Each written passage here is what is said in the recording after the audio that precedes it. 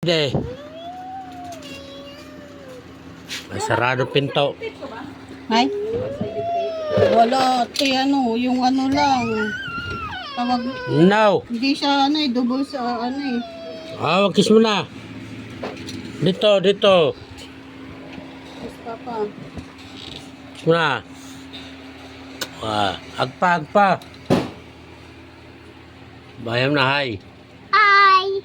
So, bye-bye. Bye-bye! So, maglaro ako sa labas. Papa! Opo. Huwag mag-brum-brum na ka. Wag na magamit ang brum-brum na malaki, ha. Rumantog ko na naman. Sige, dali mo na yung brum-brum mo. Dali na, labas na.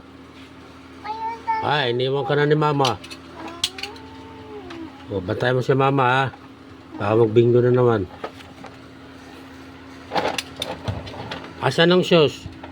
Ha? Wala ka namang shoes, ha. Ito! Asan? Ito! Patingin. Ito! Ikunin mo na yung shoes mo. Saan ang shoes? Kunin mo.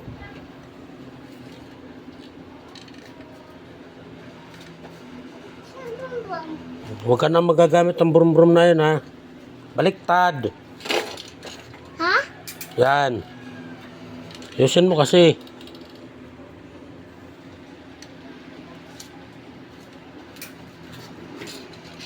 Huwag ka pupunta doon sa may ano, ha. Sa may labas. Diyan ka lang. May ano, gate.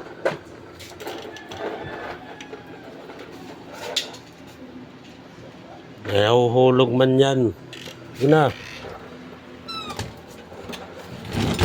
Lalaro na naman sa labas. Punta na rin si mama niya. Agal. Palong sa katawan. Sakit ang katawan ko. Ay, umuwi ako kagabi. Malakas ang ulan. Tapos ilang baha na dinaanan ko. Kakatamad pumilos. Sakit ang buong katawan ko. Ang sakit ang banda dito ko. Siguro sa lamig. Pati yung likod ko masakit. Hirap makabangon kanina. Hindi ako nakapasok. Pero try ko mamaya makapasok. Isang init pa ng katawan ko. Sobrang lakas ng ulan kagabi. Doon pa lang sa may Cubao. Malakas ng ulan. Pag makarating ako dito sa amin, walang tigil yung ulan. Lalakas ng ulan. May mga ilang baha-baha pa na dinaanan ko. Nasa Simrot ang taas ng tubig. Pati din sa may mundo sa tapat ng Sinya. Anong oras na ako nakarating kagabi sa bahay. Balis ako dun sa trabaho ko alas 6:20 o 30. Nakarating ako sa bahay. Ano na, alas 10:20 na.